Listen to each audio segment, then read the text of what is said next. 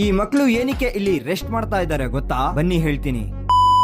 Hi, ನಾನು ಯಾಸಿ. 30 days 30 vlog ಚಾಲೆಂಜಿನ ಇವತ್ತು day 7. ಬೆಳಿಗ್ಗೆ 5 ಗಂಟೆಗೆ ಎದ್ದಿ ಸಹಾರ್ ಮಾಡ್ಕೊಂಡು ನಾನ್ ಸೀದಾ ಹೋದೆ ನಮಾಜ್ಗೆ. ನಮಾಜ್ ಮುಗಿಸ್ಕೊಂಡ್ ಬಂದಿ ಮನಿಕೊಂಡೆ. ಆಮೇಲೆ 10 ಗಂಟೆಗೆ ಎದ್ದಿ ಕೆಲ್ಸಗಳು ಸ್ಟಾರ್ಟ್. ನನ್ ಪಾಡಿಗೆ ನಾನು ಕೆಲ್ಸ ಮಾಡ್ಕೊಂಡಿದ್ದೆ. ಆದ್ರೆ ನಮ್ ಅಣ್ಣನ್ ಮಗ ಬಂದಿ ಬೆಜ್ಜಾನ್ ಸತಾಯಿಸ್ತಿದ್ದ ಐಸ್ ಕ್ರೀಮ್ ಬೇಕು ಅಂತ. ಅದಕ್ಕೆ ಅವನ್ನ ಕರ್ಕೊಂಡು ಬೈಕ್ ಎತ್ಕೊಂಡು ನಾನು ಹೋದೆ MIR ಎಂಟರ್ಪ್ರೈಸಸ್ ಗೆ. ಇಲ್ಲಿಂದ ಐಸ್ ತಗೊಂಡಿ ಮತ್ತೆ ಅವನ್ಗೆ ಮನೆ ಹತ್ರ ಬಿಟ್ಟು ಆಮೇಲೆ ನಾನ್ ಬಂದೆ ಈ ಗ್ಲಾಸ್ ವರ್ಕ್ ಶಾಪ್ ಹತ್ರ. 15 ದಿವಸ ಮುಂಚೆ ನಾನು ಒಂದು ಡ್ಯಾಮೇಜ್ ಗ್ಲಾಸ್ ಕೊಟ್ಟೋಗಿದ್ದೆ, ಸೇಮ್ ಟು ಸೇಮ್ ರೆಡಿ ಮಾಡಿ ಅಂತ.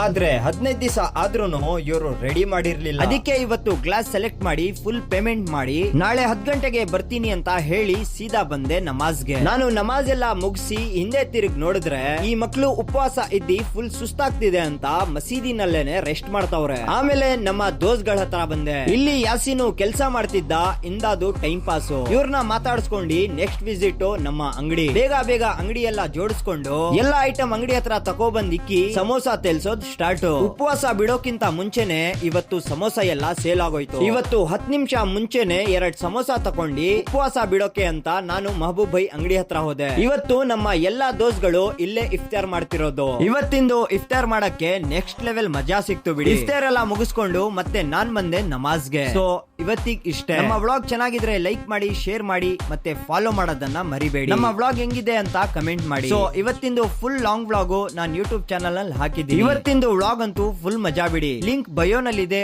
ಹೋಗಿ ಚೆಕ್ ಮಾಡಿ. ಸೊ ಇವತ್ತಿಗೆ ನಾಳೆ ನೋಡ್ಕೊಳ್ಳೋಣ. ಬರ್ತೀನಿ. ಧನ್ಯವಾದಗಳು.